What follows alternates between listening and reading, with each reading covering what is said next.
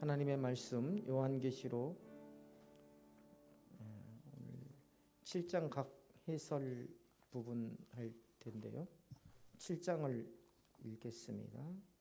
지난주 한 주 제가 계시록을 빠지는 관계로 진도가 좀 늦었습니다. 요한계시록 7장 보겠습니다.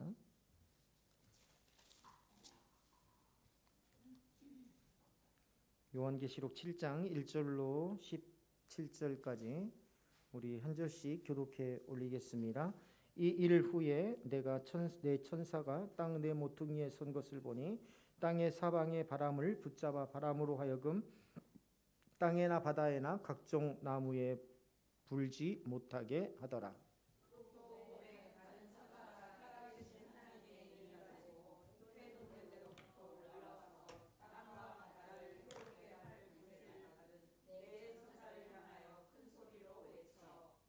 이르되 우리 하나님의 종들의 이마에 인치기까지 땅이나 바다나 나무들을 해하지 말라 하더라.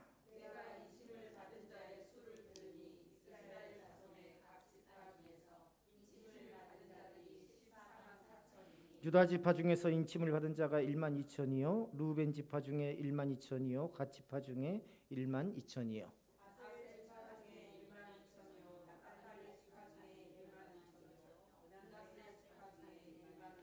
시므온 지파 중에 1만 2천이요 레위 지파 중에 1만 2천이요 이사갈 지파 중에 1만 2천이요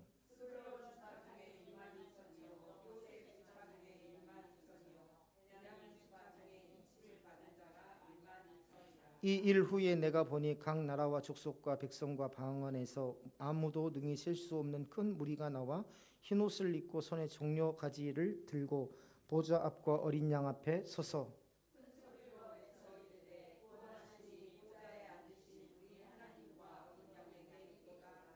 모든 천사가 보좌와 장로들과 네 생물의 주위에 서 있다가 보좌 앞에 엎드려 얼굴을 대고 하나님께 경배하여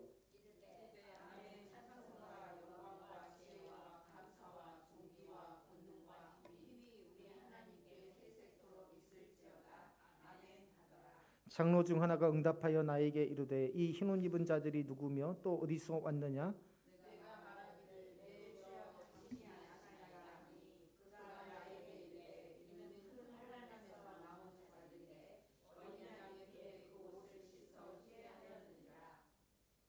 그러므로 그들이 하나님의 보좌 앞에 있고 또 그의 성전에서 밤낮 하나님을 섬기매 보좌에 앉으신 이가 그들을 위해 장막을 치시리니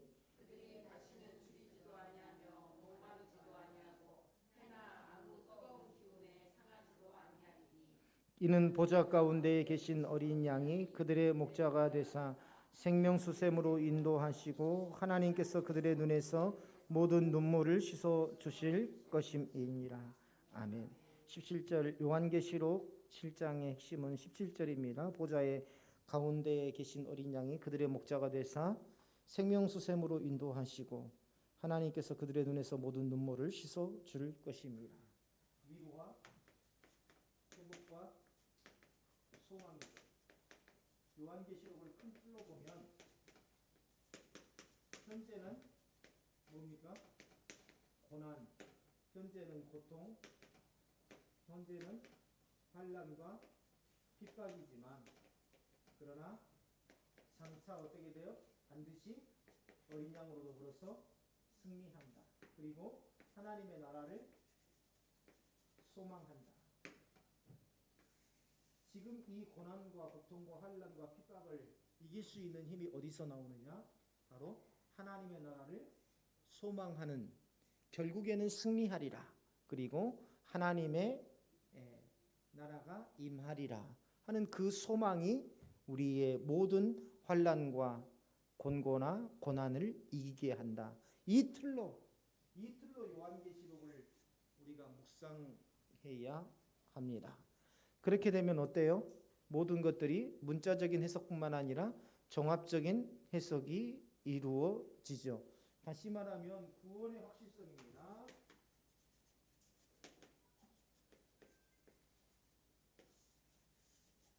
구원의 확실성.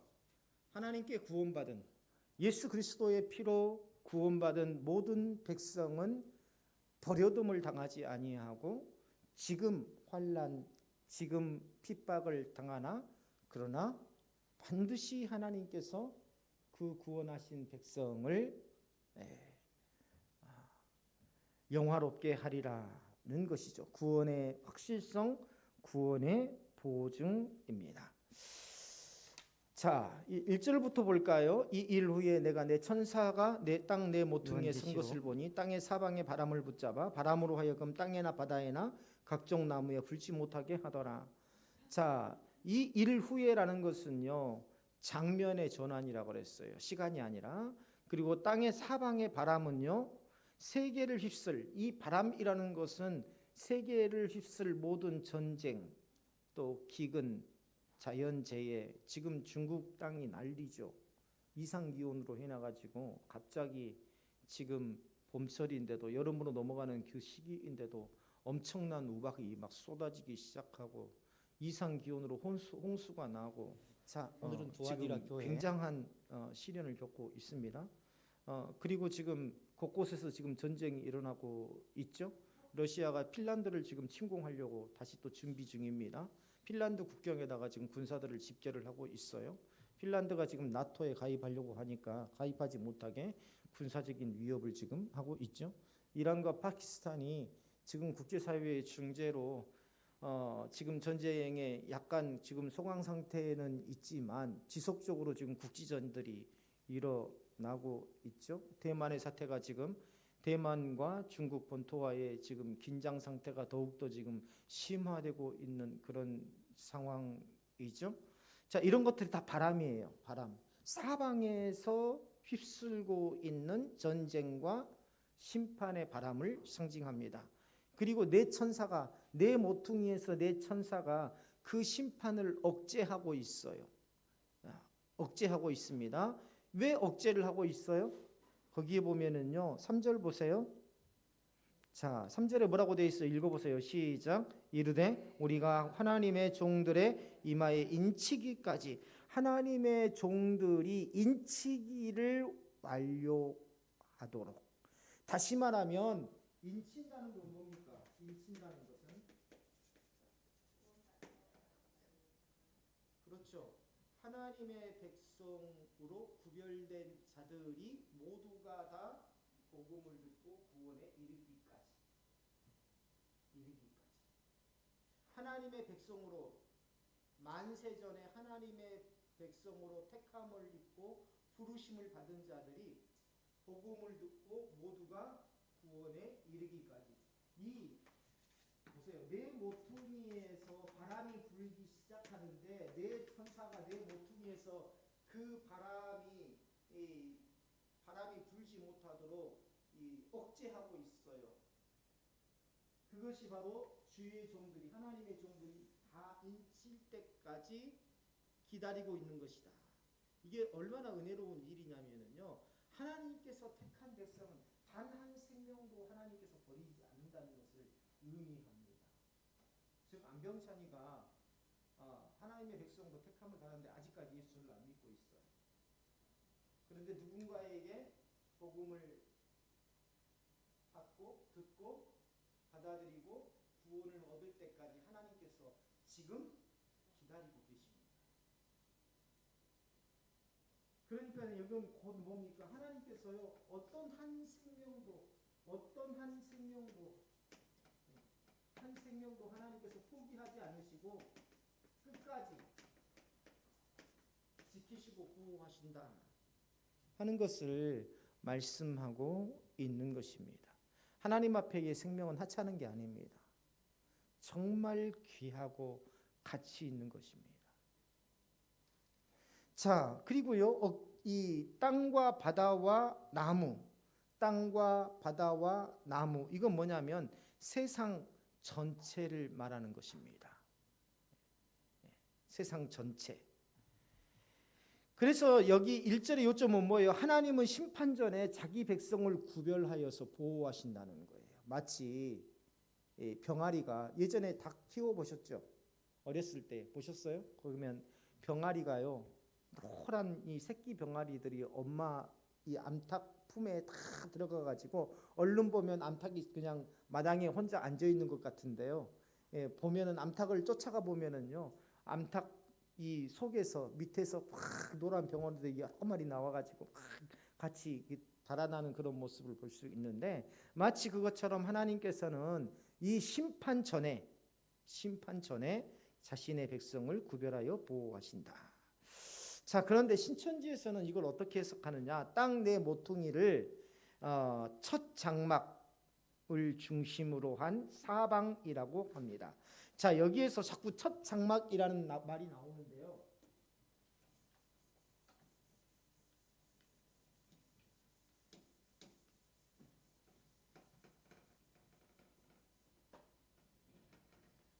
자, 정통교회가 말하는 세계관은요, 그야말로 만물, 세계 전체를 말하는 겁니다. 그래서 내 모퉁이라는 것은 뭐예요? 세상의 전부를 이야기하는 거예요. 그런데 이단 신천지가 이야기하는 건 뭐냐면요, 내 모퉁이라는 것은 장막, 첫 장막의 사방을 말하는 겁니다. 여기에서 첫 장막이라는 것은 뭐냐면 유재열 씨가 세웠던 장막성전을 이야기해요. 유재열 씨가 세웠던 2단 장막성전을 이야기해요. 그 유재열 씨와 함께 누가 같이 있었어요? 이만희가 같이 있었습니다.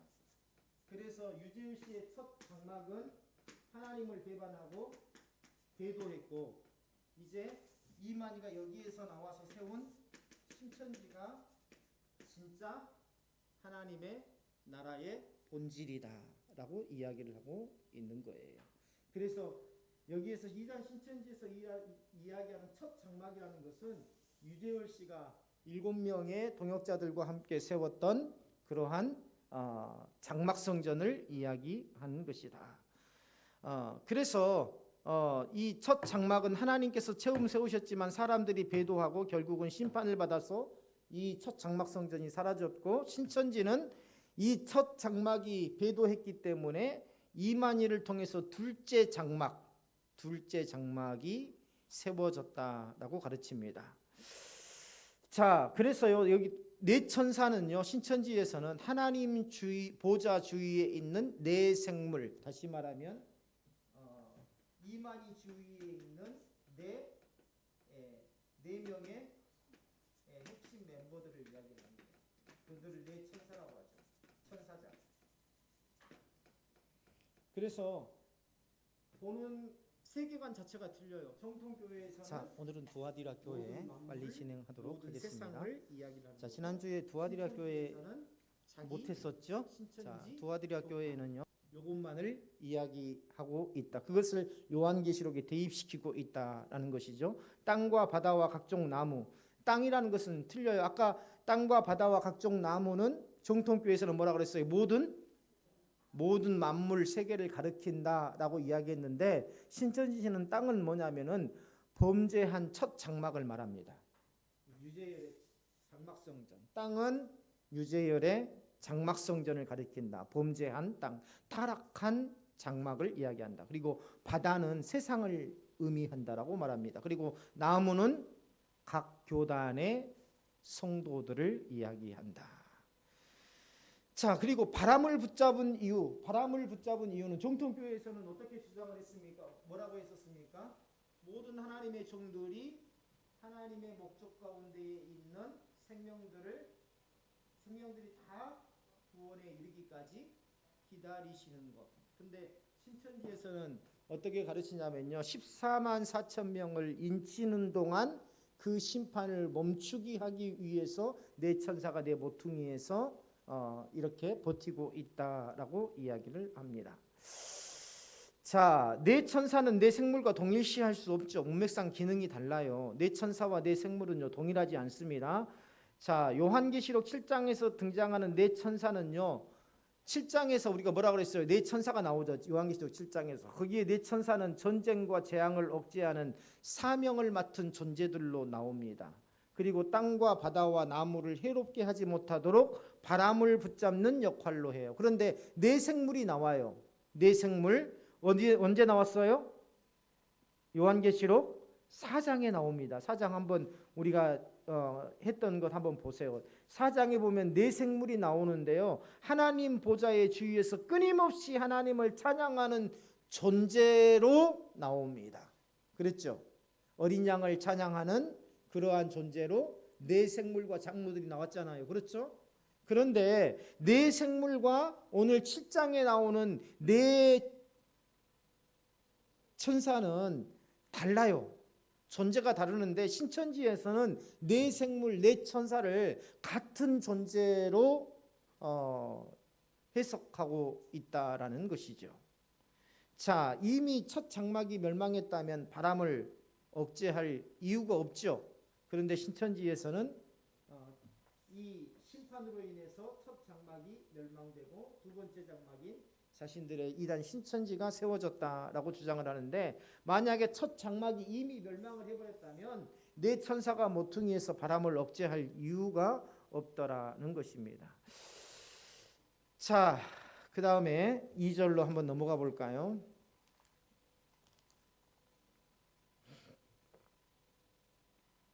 자, 여기서 중요한 게 있어요. 한 가지 말씀을 드리고 갈게요. 6장에서 심판받는 대상과 여기서 보호받는 대상은 다릅니다. 자, 뭐냐면 6장에서 심판받는 대상들은요, 불신자들과 세상 권세자들, 또 하나님의 진노 앞에서 두려워하면서 산과 바위에서 떨어지라고 외치는 회개하지 않는 자들이 심판을 받았죠. 반면에 7장에서 인침을 받고 보호받는 6장에서는 뭐냐면 불신자들의 심판이에요. 그리고 7장은 뭐냐면 인침을 받고 보호받는 대상인, 즉 성도에 관한 것들입니다. 하나님에 속한 종들, 곧 믿음으로 충성하는 성도들로 대환란 가운데에서도 하나님께서 특별한 보호를 약속받고 있는 자들이 이 7장에서 등장하고 있어요. 그래서 6장의 심판과 7장은 이 구별된 성도들에 대해서 이야기하고 있는 거예요. 6장은 심판에 대해서, 어떤 자들의 심판? 믿지 않는 자들에 대한 심판. 7장은 구별되어서 구원받을 하나님의 백성들에 대해서 이야기하고 있어요. 그런데 신천지에서는요, 6장에서 심판받은 대상과 7장에서 인침을 받아 보호받는 대상을 사실상 동일한 대상으로 보고 있다는 거예요. 자, 정리해 볼게요. 자, 그냥 말로 하니까요, 잘 우리가 이해가 잘 안 될 수가 있는데요.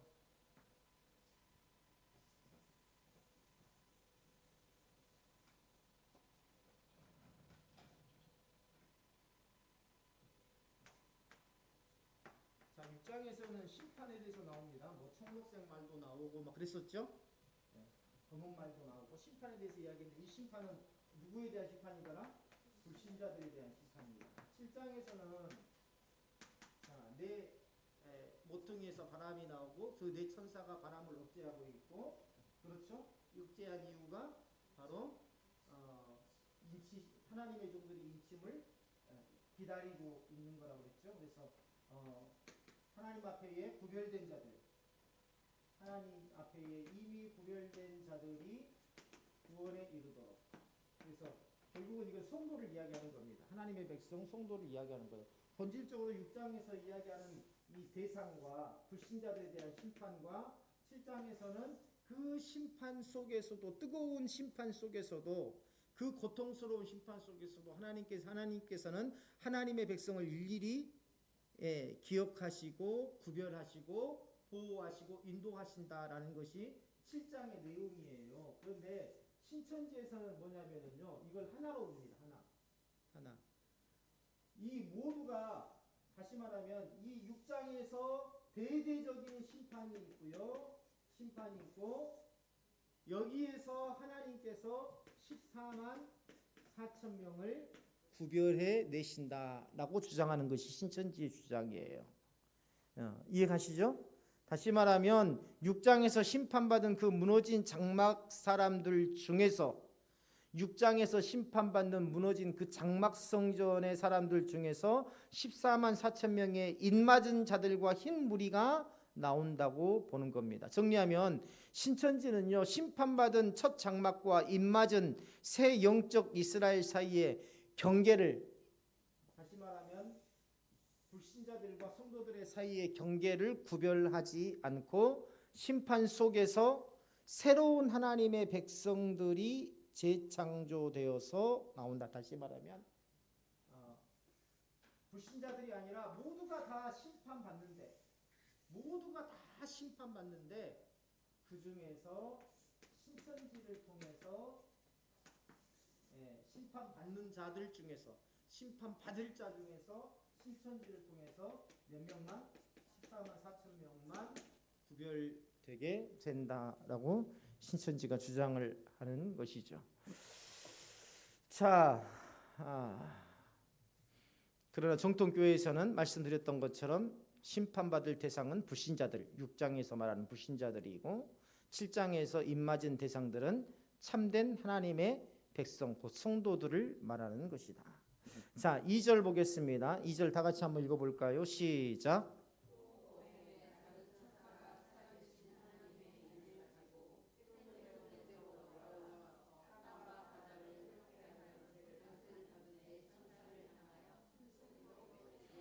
자, 여기서 다른 천사라는 것은 특별한 명령을 가지고 나타난 하나님의 사자를 이야기합니다. 다른 천사에다가 하나님의 사자, 하나님의 사자. 그 다음에 해 돋는 데로부터 올라왔다는 것은요, 단순히 방향을 의미해요. 방향. 해 돋는데 하나님의 뜻이 있는 방향이죠. 그 다음에 살아계신 하나님의 인이라는 건 뭐예요? 살아계신 하나님의 인을 가지고 있다는 건 뭐예요? 하나님의 소유와 보호를 상징합니다. 살아계신 하나님의 인에다가 몇 줄 긋고요. 하나님의 소유와 보호를 상징한다. 이렇게 생각하시면 돼요. 살아계신 다른 천사가, 자, 다른 천사는 뭐라 그랬어요? 아까 하나님의 사자.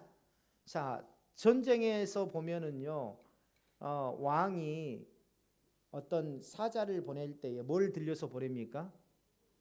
옛날에 조선시대 때에 왕이 암행어사를 보낼 때에 뭘 들려서 보내요?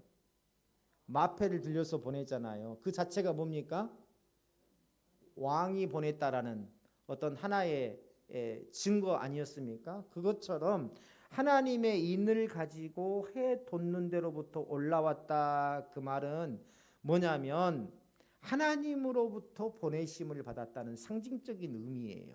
하나님으로부터 보내심을 받았고 하나님의 뜻을 따라서 그 사명을 수행하기 위해서 나아가고 있다라는 것입니다. 그리고 이 인치는 사역은 성령의 인침과 연결되죠. 다시 말하면 하나님의 종들은 심판 전에 성령의 인침을 받게 된다. 근데 신천지는 뭐냐면 다른 천사, 신천지에서는요, 다른 천사를요, 이긴 자, 즉 총회장으로 해석합니다. 이만희로 해석해요. 어린 양도 이만희, 좋은 것은 다 그렇죠. 이긴 자도 이만희, 다른 천사도 이만희. 해 돋는 데라는 것은요, 이단 신천지에서는 이 해 돋는 데를 어디로 표현할까요? 문제는 얘네들이 신천지가 있는 어디? 자신들끼리 한국을 이야기합니다. 한국을. 지명을 정확하게 이야기해요. 우리나라가 동방의 예의지국이라 그러잖아요. 그래서 해 돋는 나라 해가지고 신천지 초기에 이곳을 한국으로 가리킨다. 여기에서 해 돋는 데라는 것은 한국을 말하는 것이다, 우리나라를 말하는 것이다 주장했다가 이게 자기들 생각할 때도 좀 얼토당토 없는 것처럼 여겨졌나 봐요. 그래서 지금은 교리서를 바꿨어요. 어떻게 바꿨냐면 하나님의 역사가 시작된 곳으로 바꿨습니다. 그래서 초기 교본집에는 한국이라고 표현되어 있어요. 근데 지금은 하나님의 역사가 시작된 곳이라고 교리집을 바꿔놨습니다. 그 이는 하나님의 말씀이고 인치는 천사는 총회장들과 12지파장들이라고 주장을 하죠. 자, 여기에서 성경 어디에도요, 그러나 사람이 하나님의 인이 되거나 인치는 천사가 된다는 구절은 있습니까? 없습니까? 없어요. 신천지에서 주장하는 것처럼 이만이나 12지파장들이 구원받을 자들을 구원받을 자들에게 인을 친다라는, 사람이 사람에게 인을 친다라는 구절은요, 어떤 성경을 찾아봐도 나오지 않습니다.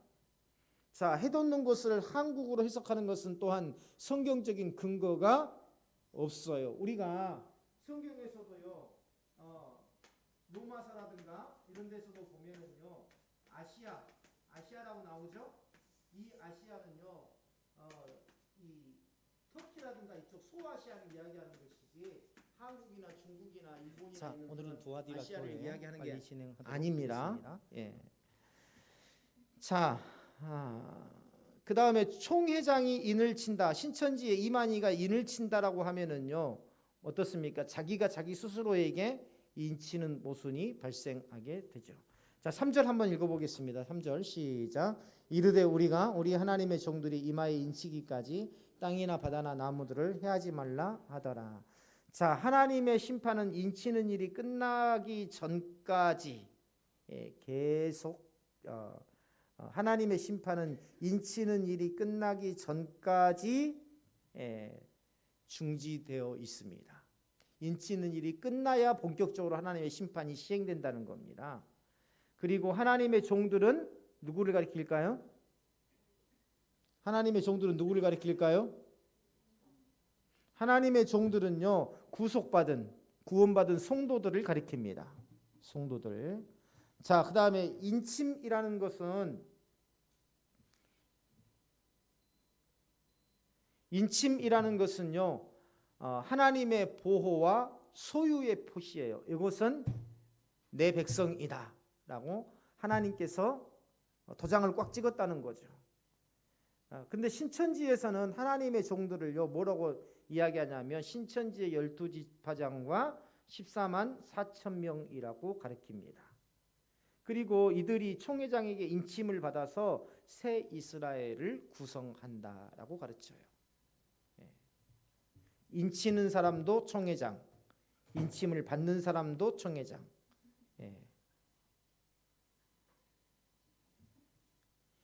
그런데 성경에서는 인침을 어떤 특정한 인간 단체로 한정하지 않습니다. 에베소서 1장 13절, 4장 30절에 보면은요, 인침은 성령을 통해서 모든 자에게 이루어집니다. 우리 찾아볼까요? 에베소서 1장 13절. 에베소서 1장 13절. 우리 한번 읽어볼까요? 시작. 그 안에서 너희도 진리의 말씀 곧 구원의 복음을 듣고 그 안에서 또한 믿어 약속의 성령으로 인치심을 받았으니.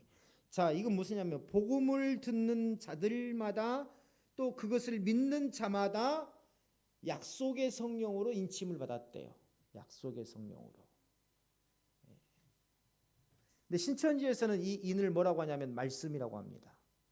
여기에 말씀으로 인침을 받았다고 했나요? 약속의 성령으로 인침을 받았다고 했죠. 모든 믿는 자마다 복음을 듣고 믿는 자마다 약속의 성령으로. 어떤 특정한 인간 단체를 이야기하고 있지 않습니다. 그 다음에 에베소서 4장 30절 읽어볼까요? 4장 30절 시작. 하나님의 성령을 근심하게 하지 말라. 그 안에서 너희가 구원의 날까지 인치심을 받았느니라. 구원은 오직 예수 그리스도를 믿음으로 이루어지고 인간 단체나 소속이나 인간에 의한 인침으로 이루어지지 않는다. 아까 1장 13절에서 무엇으로 인침을 받았다고 그랬어요? 성령으로 인침을 받았다고 그랬어요. 약속의 성령으로 인침을 받았다고 그랬어요. 사람이 인친다고 말하지 않았어요. 그런데 신천지에서는 이만희가 인침을 준다라고 이야기를 하고 있는 겁니다. 이게 잘못된 거죠. 자, 계시록 7장 4절 읽어보겠습니다. 7장 다시 계시록으로 돌아와서 7장 4절입니다. 시작.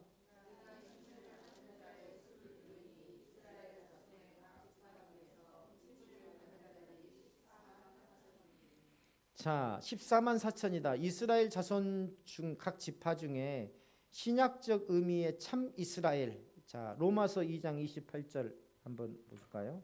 로마서 2장 28절. 로마서 2장 28절. 우리 가온이가 한번 낭낭한 목소리를 한번 읽어볼까? 로마서 2장 28절 29절까지. 예. 28절부터 29절까지.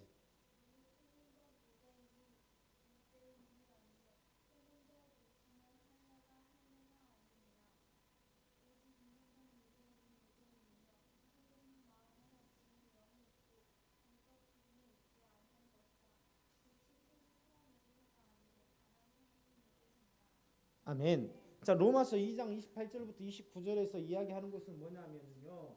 이것은 이스라엘이라는 것, 신약적 의미의 이스라엘이라는 것은, 자, 신약적인 의미의 이스라엘이라는 것은 육체적 이스라엘이 아니라는 겁니다.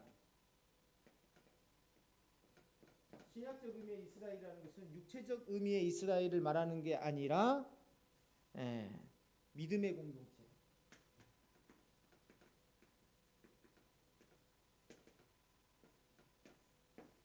다시 말하면 유대인이고 헬라인이고 이런 것을 떠나서 오직 예수 그리스도 안에 들어온 사람만이 신령한 이스라엘이 된다. 하나님의 백성이 된다라고 로마서 2장 28절 29절에서 이야기하고 있어요.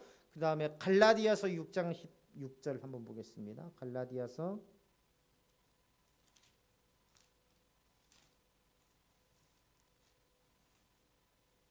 6장 16절. 자, 읽어볼까요? 시작. 무릇 이 규례를 행하는 자에게와 하나님의 이스라엘에게 평강과 긍휼이 있을지어다. 아멘. 하나님의 말씀을 행하는 자, 다시 말하면 이 갈라디아서 6장 11절부터 보면은요, 예수 그리스도의 피로 구속받은 모든 자들이 하나님의 백성이고 그들이 곧 이스라엘이고 그들에게 평강과 하나님의 긍휼이 있을 것이다 라고 이야기하고 있습니다. 그렇기 때문에 여기서 14만 4천 명이라는 것은 어떤 상징적인 수예요. 상징적인 수.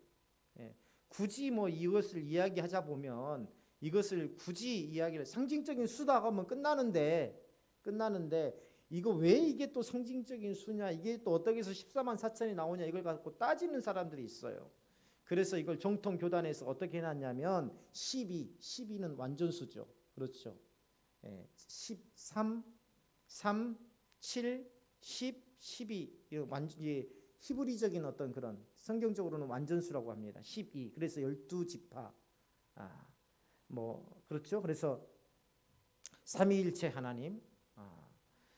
자, 그런데 이 12 완전한 하나님의 백성 12 곱하기 12 그 다음에 12 완전함 곱하기 1000 10의 1000 그래서 1000은 충만함 그래서 12 곱하기 12 곱하기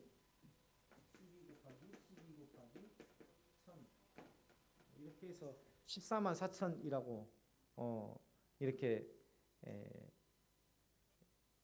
정통 교회에서 숫자적으로 이야기를 해놨는데 사실은 이런 숫자적인 의미보다도 상징적인 수다. 상징적인 수다. 다시 말하면 하나님께 속한 모든 성도, 하나님께서 택하신 모든 성도를 상징적으로 이야기하는 거지. 아까 이야기했잖아요. 한 생명도 하나님께서 포기하지 않으시고 끝까지 다 인침을 받을 때까지 하나님께서 심판을 기다리시더라. 하나님의 보호와 소유를 받은 확정받은 백성. 신천지에서는 우리가 잘 아는 것처럼 14만 4천 명 새로 창조될 영적 새 이스라엘의 제사장 직분자들이라고 해석합니다. 다시 말하면 신천지 내로 도는 12지파 신천지 12지파에 소속된 동역을 이루게 하시고 이 동역을 교주 통하여서 이만희와 이 함께 교회가 세워진 더욱더 성장해 새 나갈 목자들, 수 다시 있는 말하면 은혜를 신천지로 허락하여 도는 주시옵소서. 모든 신도들, 특별히 아버지 하나님의 병중에 있는 신도들이 동역자들을 하나님께서 14만 기억하시고 4천 처음에 교리서에는요, 신천지 교리서에는요 이게 실제적인 숫자라고 해 있습니다. 14만 4천이 되기 전에는. 그런데 지금 14만 4천이 훨씬 넘었죠. 공식적으로 32만인가 이렇게 지난번 대구 코로나 사태 때 하나님의 밝혀진 게. 그러니까는 이제 지금은 교리서가 바뀌었어요. 바뀌었어요. 자, 그런데 이 14만 4천은 문자적인 숫자가 아니라 완전성과 충만함을 나타내는 상징적인 수다. 완전성과 충만함을 나타내는 상징적인 수다. 신천지는 상징이라고 해석해야 할 수 있는 가지를 문자로 적어놓으시면 상징으로 해석해야 할 다른 부분은 자의적인 문자로 내 해석하고 보좌에 있다. 함께 앉게 거죠. 하리라. 하나님이 여기서 이기는 세우시는 자는 제사장은 누구를 상징해요? 신천지의 지파장이 아니라 예수 그리스도를 우리 믿는 개혁주의에서는 모든 뭐라고 성도 모두가 다 왕 같은 이긴 자를 제사장이다라. 예. 베드로전서 2장 이긴 9절 자를 한번 볼까요? 좁게는 베드로전서 2장 교주 9절. 이만희. 그다음에 좀 더 포괄적인 의미로는 신천지에 들어온 자들을 이긴 자라고. 2장 9절에 보면 뭐라고 되어 있습니까? 그러나 그리고 너희는 귀 있는 택하신 자는 성령이 족속이요 교회에 왕 내게 같은 하시는 제사장이요 말씀을 거룩한 들을지어다라는 나라요 그의 이 소유가 된 백성이니 이는 너희를 어두운 데서 불러내어 기이한 빛에 들어가게 하신 이와 주기도문으로 이 예배를 아름다운 마치겠습니다. 덕을 하늘에 선포하게 계신 우리 아버지. 하심이니라. 아버지, 너희가 전에는 저희 백성이 자신들의 아니더니 영적 이제는 상태를 하나님의 제대로 보지 백성이요 못한 전에는 채 미지근한 긍휼함을 시간에 얻지 빠져 못하였더니 있었습니다. 이제는 그러나 주님은 긍휼을 이들을 얻은 책망하시면서 자들. 회개와 회복의 우리 길을 모두가 다 두셨다. 왕 같은 제사장이라 그래서 예수 그리스도를 통해서 하는 정통교회에서는요, 것을 오늘 이 라오디게아 이야기하고 교회를 있습니다. 교회 회개, 자, 요한계시록 신앙의 5절 열정, 7장 5절부터 영적 분별력을 8절까지입니다. 강조하지만 여기에 보면은요. 신천지는 이 말씀을 자, 각 자신들의 지파마다 교리에 왜 이게 맞춰서 숫자적인 개념으로 왜곡하고 되어 있다라는 것을 우리가 여기에 보면 분명히 모든 깨달을 숫자 수 지파들의 있습니다. 숫자가 똑같아요. 그렇죠? 필라델피아 교회와 어떻게 라오디게아 모든 교회를 지파의 숫자가 통해서 다 똑같을 수 있겠어요? 잘 그렇죠? 분별력을 1만 2천 가지시고, 전부 다 1만 이단의 2천입니다. 미혹에서 그럼 그 지파에 속하는 항상 사람들 1만 이 2천 명만 시기를 구원받는다는 주님의 건가요? 12지파의 모든 사람들이 딱 1만 2천 명만 구원받고 그들 1만 2천 명이 12지파가 합쳐서 14만 4천이라는 건가요? 아니에요. 상징적인 숫자입니다. 모든 각 족속 모든 다 나라마다 하나님께서 예비하신 모든 백성들이 빠짐없이 구원받게 된다라는 거예요. 5절부터 8절까지 우리 한번 읽어볼까요? 그래도 자 시작.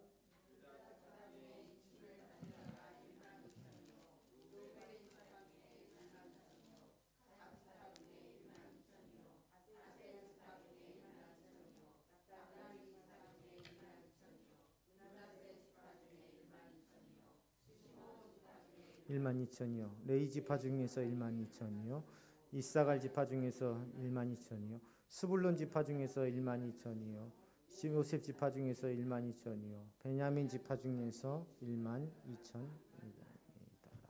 아멘. 자, 여기서 빠진 지파가 있어요.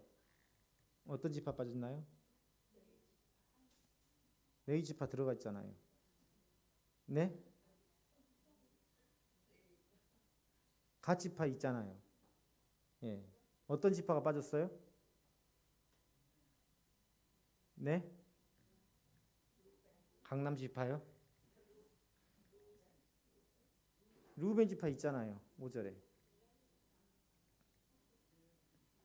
베냐민 지파 8절 끝에 있잖아요. 네? 알려주라고요? 단지파가 빠졌어요. 단지파가 빠졌어요. 므낫세 지파는 6절에 있잖아요. 예, 단지파가 빠졌습니다. 뭐 에브라임 지파는 요셉 지파에 들어가 있으니까 요셉 지파로 표현되어 있으니까요. 단지파가 빠져 있는데요. 자, 왜 단지파가 빠졌을까요? 그렇죠, 모르죠. 몰라요. 우리가 사사기 18장에 보면은요, 단지파는 에봇과 드라빔을 섬기는 미가의 우상을 훔쳐서 섬기게 됩니다. 다시 말하면 자기들만의 제사장을 세워요. 단지파는 자기들만의 제사장을 세우고 북방으로 올라가서 자기들만의 제사장을 세우고 공식적으로 이스라엘 안에 우상 숭배를 확산시킨 지파로 기록됩니다. 그때부터 단지파가. 그래서 종말에 인을 맞은 하나님의 거룩한 종들 명단에 이 단지파가 제외됩니다. 하나님께서 우상 숭배를 정말 싫어하신다는 것을. 지금도 내 안에 미신적인 요소 다 버리세요. 하나님이 정말 싫어하시는 겁니다.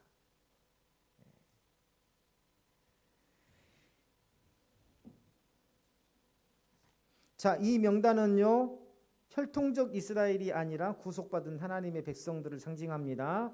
그 백성들이 어디에 있든지 어떤 자리에 있든지 어떤 상황 속에 있든지 하나님께서 일일이 다 구별하시고 그들이 구원받기까지 기다리신다는 의미예요. 그런데 신천지에서는요, 12지파는 신천지 단체의 영적 12지파를 의미한다고 주장합니다. 단이 빠지고 므낫세가 들어온 것은 한 지파가 미혹되어 빠지고 다른 사람이 대신 들어온 것이라고 해석합니다. 예. 그리고 12지파장들이 바로 이 12지파를 이끈다고 주장하죠. 그리고 14만 4천은 실제적인 인원수로 해석하고 있더라. 이 지파별로 12,000명씩 이렇게. 예. 이게요. 저도 그런 교회를 경험한 적이 있었습니다. 예, 경쟁하기가 참 좋아요. 그래서 숫자적인 부흥이 금방금방 됩니다. 지파장들을 세워요. 이렇게. 예, 교회 안에서 베드로 지파, 무슨 지파 이 지파장을 세워놓고 그 안에 또 지파장 안에 또 그 밑에서 일하는 장들을 세웁니다. 해가지고 경쟁을 시켜요. 자꾸. 그래가지고 대예배 드릴 때에도 제산할 때에도 어떤 지파 오늘 몇 명 나왔어요? 안목의 장로님 이선묵 장로님이 베드로 지파인데 까마득한 후배 지파장을 하고 있는 그 지파 수가 한 200명 나왔어요. 그런데 이 이선묵 장로님의 지파 베드로 지파는 한 50명밖에 안 나왔어요. 일부러 그렇게 하는 겁니다. 자꾸 숫자를 이야기를 해요. 장로님 그렇게 해가지고 어른이라고 할 수 있겠어요? 그럼 또 장로님이 모아놓고 사람들을 모아놓고 그 밑에 있는 장들을 모아놓고 우리 전도에 막 힘씁시다 막 해가지고 막 주변 사람들 막 데리고 오고 어떻게 돈을 주고 택시 기사라도 시간제로 해가지고 예배에 참석하게 하고 그렇게 해서 물론 그게 전도에 효과가 없는 건 아니에요. 그렇게 해서 숫자가 불어나긴 합니다. 자꾸 경쟁을 붙였은 게 신천지의 전략이 바로 그거였어요. 그래서 신천지가 막 전도에 열심인 이유는요. 신천지의 전도 전략이 그래서 그런 게 아니라 지파별로 경쟁을 시키는 거예요. 이걸. 치열하게 경쟁을 시키는 겁니다. 자, 그 다음에 9절 한번 보겠습니다. 9절 다 같이 한번 읽어볼까요? 9절 시작.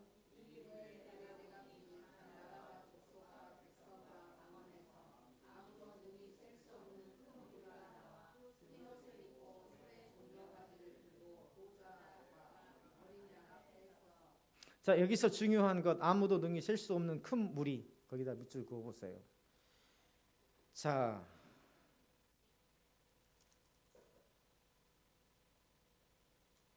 아무도 셀 수 없는 큰 무리. 자, 전부 다 인침을 받은 자들이 4절에 보면 몇 명이라 그랬어요? 14만 4천 명은 셀 수 있는 숫자인가요? 셀 수 없는 숫자인가요? 셀 수 있는 숫자예요. 그런데 9절에서는 뭐라고 그랬어요? 아무도 능히 셀 수 없는 무리다. 그러므로 이것은 신천지에서 주장하는 14만 4천 명을 숫자로 이야기해서는 안 된다라는 겁니다. 숫자적으로 보면 안 된다는 겁니다. 상징적인 숫자예요. 하나님께서 택하신 하나님께서 누구를 택했는지 우리가 알아요? 몰라요? 몰라요. 첫째는 몰라서 못 셉니다. 누군지 몰라요. 우리 사람은 구별하지 못해요. 누구만 알아요? 하나님만 알아요. 그런 하나님이 그들이 어디에 있든지 어떤 민족에 속해 있든지 어떤 상황에 속해 있든지 그들을 다 구원하시더라. 이게 바로 아무도 능히 셀 수 없는 큰 무리라는 이야기입니다. 자, 그리고 흰 옷 입은 무리라는 건 뭐예요? 흰 옷 입은 무리. 뭐 같아요? 그렇죠. 바로 의로움을 입은 자. 누구로 인해서? 예수 그리스도의 피로 구속으로 의롭다함을 입은 자. 그 흰 옷이 바로 그거입니다. 흰 옷이. 성경에 표현되는 어린 양의 피로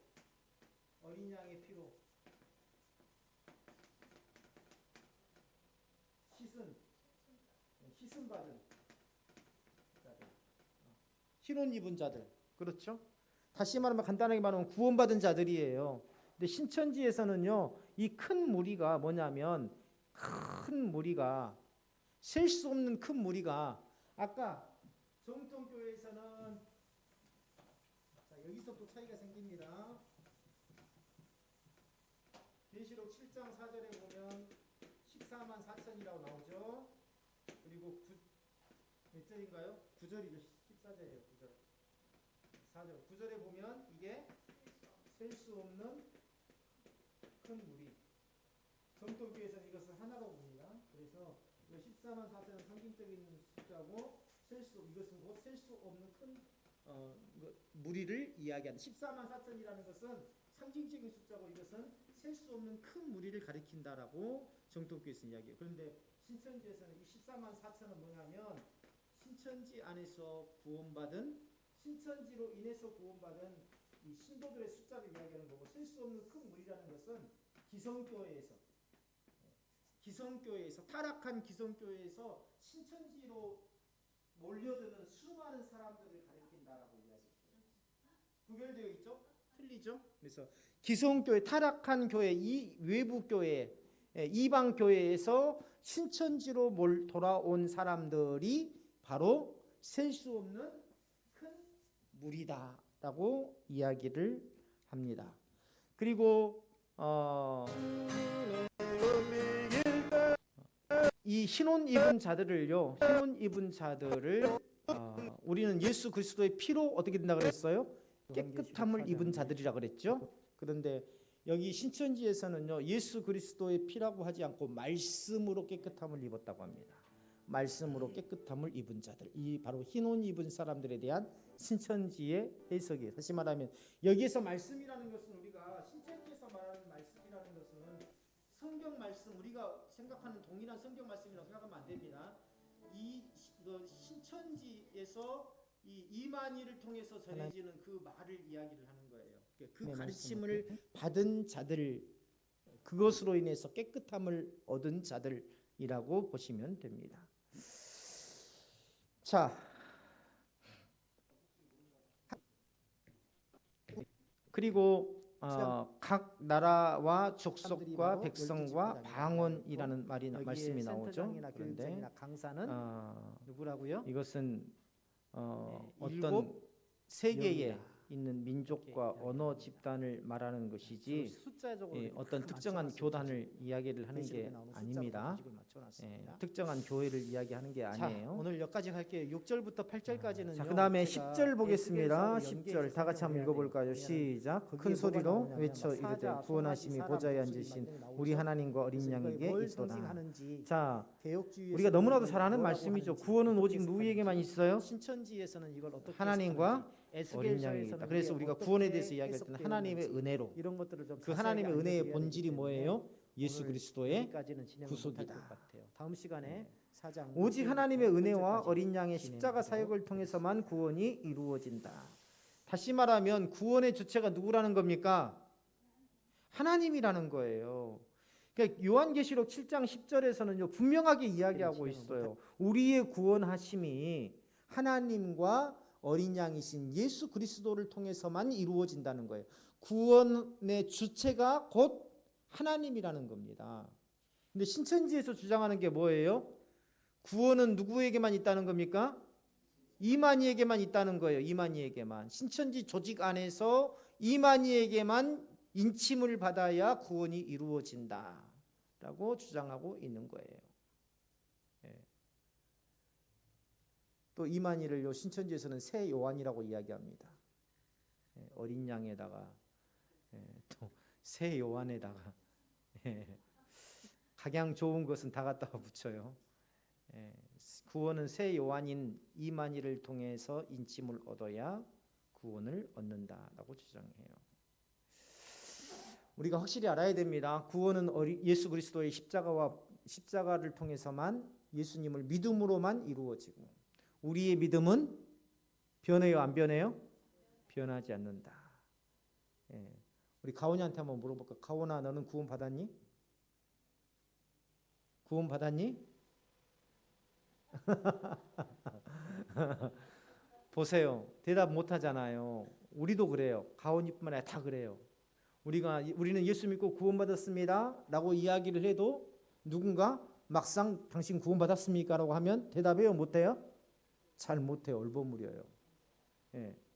그러면 또 거기에다가 또 물어봐요. 얼버무리면 언제 몇 시에 받았습니까? 라고 물어봐요. 나 그런 거 들어본 적이 없는데. 근데 그 구원을 이룰 수도 있습니다라고 하면 진짜 구원을 이룰 수 있나? 우리가 귀에 못이 박히도록 들었는데도 우리 입으로 이야기하려면은 참 잘 안 돼요, 그게. 그래서 우리가 듣는 것을 우리 입으로 시인하는 훈련이 굉장히 중요한 겁니다. 우리가 공부할 때에도 뭐예요? 입으로 따라하라고 그러잖아요. 따라하라고 그러잖아요. 예. 예전에 초등학교 때, 지금은 그렇게 하는지 모르겠어요. 저 초등학교 1학년 때 들어가니까요. 영희야 놀자, 철수야 놀자, 나하고 놀자, 뭐 그거 계속 권사님 생각나시죠? 예, 계속 선생님이 따라서 읽게 해요. 국어 시간에는요 다른 거 없어요. 국어 시간에 선생님이 딱 책 펴들고 왔다 갔다 하시면서 자 따라서 합니다. 영희야 놀자. 그러면 1학년생들이 전부 다 앉아가지고 영희야, 그때는 숫자도 엄청 많았어요. 영희야 놀자, 나하고 놀자, 철수야 놀자, 나하고 놀자.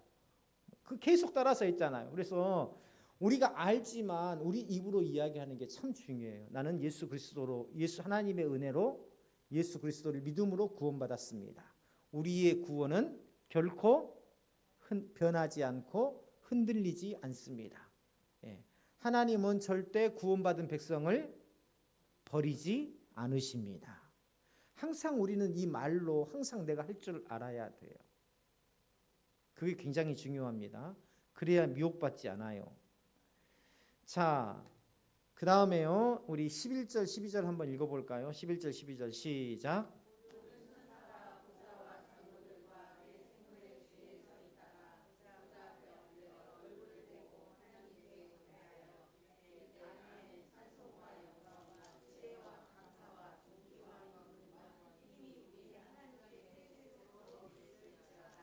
아멘. 자, 여기 보면은요. 자, 7장 11절부터 12절까지 나오는 내용하고 계시록 4장에 나오는 내용하고 비슷합니다. 네 생물이 4장 8절부터 한번 보세요. 7절부터 4장 7절 보면 그 첫째 생물은 사자 같고 둘째 생물은 쭉 나오죠. 그리고 9절 보세요. 그 생물들이 보좌에 앉으사 세세토록 살아계신 이에게 영광과 존귀와 감사를 돌릴 때에 24장로들이 보좌에 앉으신 이에 엎드려 세세토록 살아계시는 이에게 경배하고. 뭡니까? 오직 구원. 성경 요한계시록을 보세요. 지금 7장에 보면은요. 처음에 인치심을 끝날 때까지 심판을 보류하시고, 그렇죠? 보류하시고. 자, 그 인침을 받은 자는 누구예요? 예수 그리스도의 이름으로 구원받은 자들이고, 그리고 이 예수 그리스도는 보좌에 앉으신 어린 양이고, 그리고 이 보좌에 앉았다는 건 뭡니까? 왕이고 최종적인 승리자라는 거죠. 보좌에 앉으신 어린 양을 향해서 찬양을 올려드리고 있죠. 뭐가? 네 생물과 장로들이. 11절 12절이 그겁니다. 아멘. 찬송과 영광과 지혜와 감사와 존귀와 전능과 힘이 우리 하나님께 세세토록 있을지어다.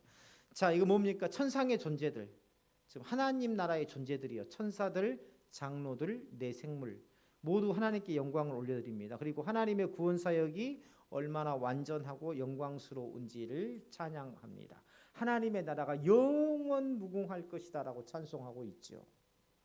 근데 신천지에서는 뭐라고 하냐면 이 찬양은 신천지를 통해서 이룬 구원의 결과로 신천지 성도들과 천사가 함께 올려드리는 찬송이라고 이야기합니다. 다시 말하면 신천지에서 예배 때마다 울려 퍼지는 찬송이 바로 천사들과 함께하는 요한계시록 11절 12절에 나오는 찬송이라고 주장하는 거예요.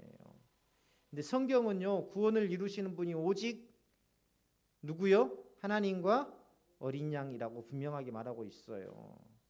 그리고 신천지 조직 자체를 구원과 찬양의 주체로 삼는 것은 명백한 우상 숭배고 신성 모독입니다.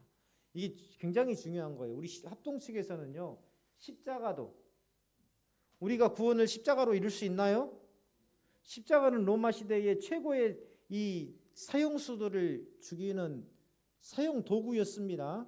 예수님께서 거기에 다니셔서 우리가 십자가를 기억하자라는 것은 십자가를 숭배하는 게 아니라 그 십자가에서 달리신 예수님의 그 고난과 대속을 기억하자는 소망이 더욱더 커지게 의미예요. 하시며 그렇기 때문에 하나님께서 합동식에서는요 강대상 뒤에 아예 십자가를 달지도 않습니다. 십자가 자체가 우상 숭배가 될 수 있기 때문에.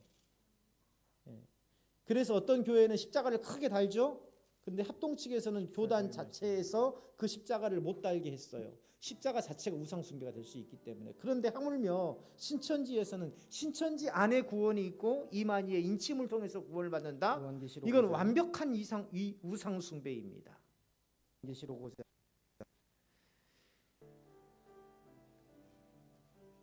그리고 성경은 오직 하나님께만 경배하기를 요구하죠. 출애굽기 20장 3절.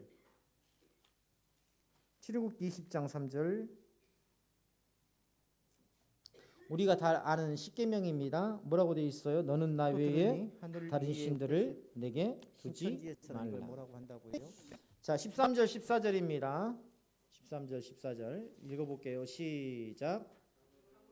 기도합니다라고 하죠. 예, 근데 신천지에서는 교주 이만희가 성도의 기도를 하나님께 전달해주는 역할을 한다. 그러면서도 전 신천지 예배를 한 번도 드려본 적이 없는데요. 신천지 기도에서 이만희의 기도로 이름으로 기도합니다. 그렇게 하나요? 자, 여기에서요 흰 옷 입은 무리는 큰 환란을 통과한 성도들을 말하는 나오신 겁니다. 분 있으면 한번 물어볼 건데. 큰 환란을 통한 아니 그렇게 성도들. 주장하니까 그렇게 기도해야 맞는 거 아닌가요? 그렇죠. 자, 여기에서 우리 네. 개혁주의는 전천년설이라고 자, 여기까지 하겠습니다. 후천년설이라고 했나요?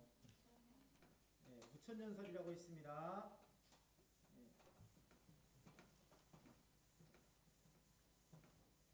자, 다음 주부터 9절부터 하도록 하겠습니다.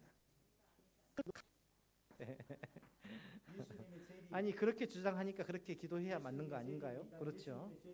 예. 자, 여기까지 하겠습니다. 큰 환란이 있다라고 주장하는 게 전천년설이에요. 기억하시죠? 그다음에 예수님 재림 후에 7년 동안 대환란이 있다라고 하는 것이 후천년설입니다. 무천년설은 뭐냐면 성도가 이 세상에 사는 동안 예수님이 재림할 때까지 이 성도가 이 세상에서 사는 동안에 겪는 모든 것들이 뭐예요? 하나의 환란의 시기로 보는 겁니다. 이게 바로 무천년설이에요. 자, 이해하셨죠? 자, 그런데요 보면은요 이 환란을 통과해서 승리한 성도들, 다시 말하면 계시록의 입장에서 봤을 때는요 이 땅에서 이제 생명이 다하고 소천한 분들은 어때요? 계시록의 입장에서 봤을 때에는 승리한 성도들이에요. 모든 하나님께서 허락하신 모든 삶을 다 마치고 하나님께로 올라간 성도들. 계시록의 입장에서 봤을 때는 뭐라고요?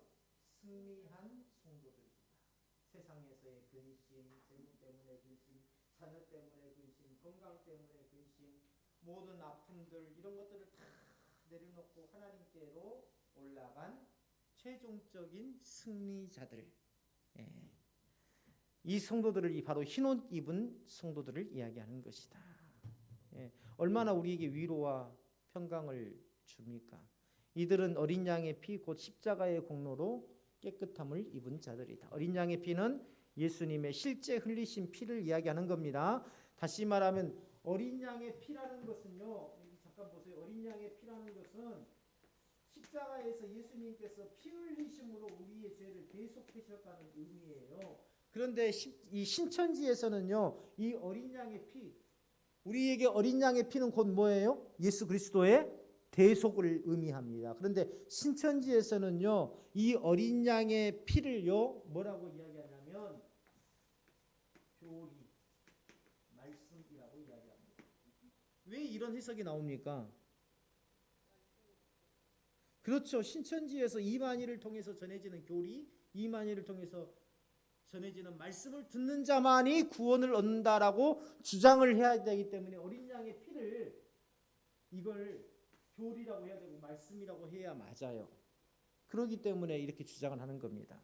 근데 정통교회에서는 어린 양의 피는 곧 뭐예요? 예수 그리스도의 희생과 대속을 의미하지만 신천지에서 말하는 어린 양의 피는 교리와 말씀을 이야기하는 것이다. 그래서 깨끗함을 입었다는 것은 교리 공부를 하고 말씀 공부를 하고 신천지에서 말씀 공부를 해야 깨끗함을 얻는다라고 주장을 하죠. 그리고요 여기에서 신천지가 말하는 큰 환란이라는 것은 신천지가 인침을 한다 그랬잖아요. 그렇죠? 인치는 사역을 신천지가 한다 그랬잖아요. 인친 사역을 끝낸 후에 기성교회에 내리는 심판이라고 신천지는 주장을 합니다. 자, 마지막으로 15절부터 17절까지 한번 읽어보겠습니다. 시작.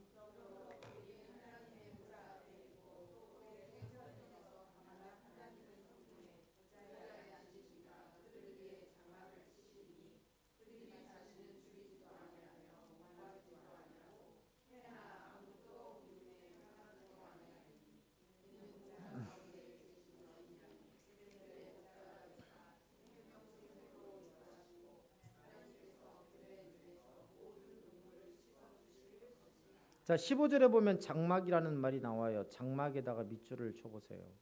그들 위에 장막을 친다. 장막이라는 건 뭐냐면 우리 정통교회에서 해석할 때는요, 하나님의 보호하심을 이야기합니다. 하나님의 보호하심.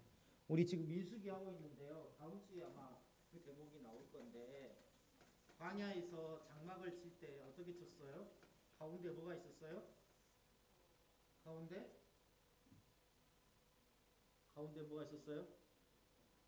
회막이 있었죠. 회막. 회막이라고도 하고 선막이라고도 합니다.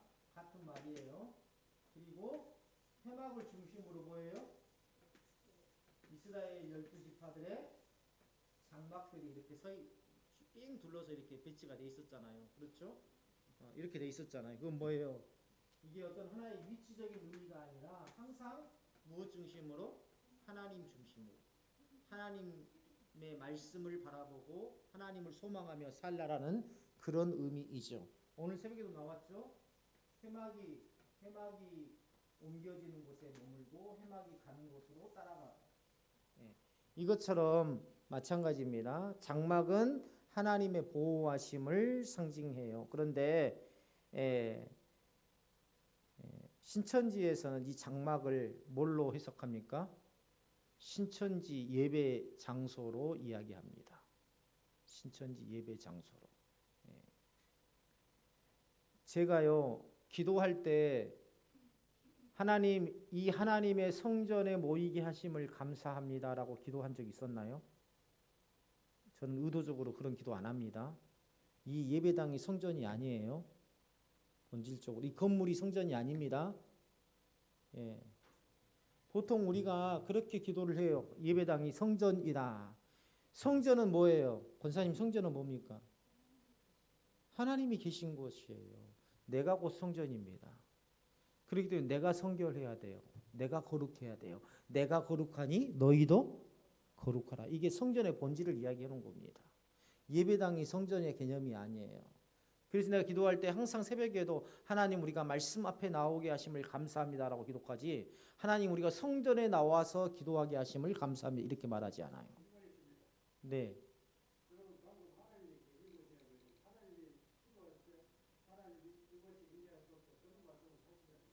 네. 그렇죠. 그렇죠. 그러니까 바로 그런 의미로 받아들이는 거예요. 그러니까 우리 정기 이사님 좋은 질문을 하셨어요. 뭐냐면 하나님 이곳에 임하시옵소서. 우리가 모인 곳에 하나님도 어때요? 계신다. 그런 의미에서 성전이라는 거예요. 제가 말하는 것은 이 건물 자체를 성전이라고 말해서는 안 된다는 겁니다. 이해하셨죠? 예. 건물 자체를 성전이 말하는 게 아니라 우리가 와서 예배하고 있기 때문에 또 하나님이 함께 하시기 때문에 그 장소에 그런 의미에서 성전이라는 거예요. 또 마찬가지로 더 넓은 의미에서 본다면 내 삶 자체가 뭐예요? 하나님이 함께 하시기 때문에 성도의 삶 자체가 성전이라는 거예요.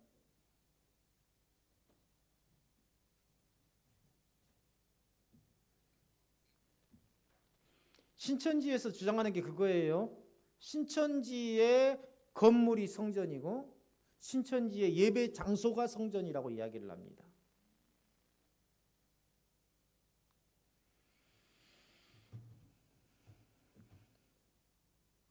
이 정기인 집사님이 헷갈릴 수 있는 부분들을 정확하게 질문을 해주셨어요. 왜 이곳이 그러면은 우리가 예배하는 장소인데 이것도 성전 아니냐? 맞습니다. 건물이 성전이 아니라는 의미이지 우리가 예배하는 이 자체가 성전이 아니라는 게 아니에요. 모여서 우리가 성전 예배하는 곳, 우리가 믿음의 교제를 하는 곳, 하나님이 계신 어느 곳이나 보세요. 하나님은 영존하신 하나님이시고 충만하신 하나님이고 무소부재하신 하나님이십니다. 이 예배당뿐만 아니라 예배당 나가면 하나님 안 계시나요? 아니죠. 모든 우주 만물 가운데에 충만하신 분이 하나님이세요. 그렇기 때문에 우리의 삶 전체가 예배당뿐만 아니라 우리의 모든 삶 전체가 거룩해야 되는 겁니다. 이 성전의 의미를 잘 이해하지 못하면은요, 예배당 안에서만 잘못하면 거룩해야 된다는 것으로 받아들일 수 있어요. 우리의 모든 삶 전체가 다 거룩해야 된다라는 것. 하나님의 보좌와 성전은요, 인간 단체나 조직이나 건물이 아니에요. 하나님의 임재 자체를 의미합니다. 보세요. 계시록 21장 22절 보세요. 계시록 21장 22절 보면 자, 21장 22절 누가 한번 읽어 주실래요?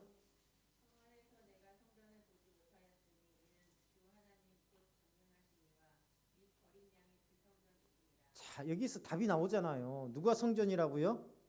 하나님과 그 어린 양이 성전이. 다시 말하면 하나님이 계시는 곳은 어디나 성전이고 그곳은 하나님의 백성은 어디에서나 거룩해야 된다라는 걸 의미합니다.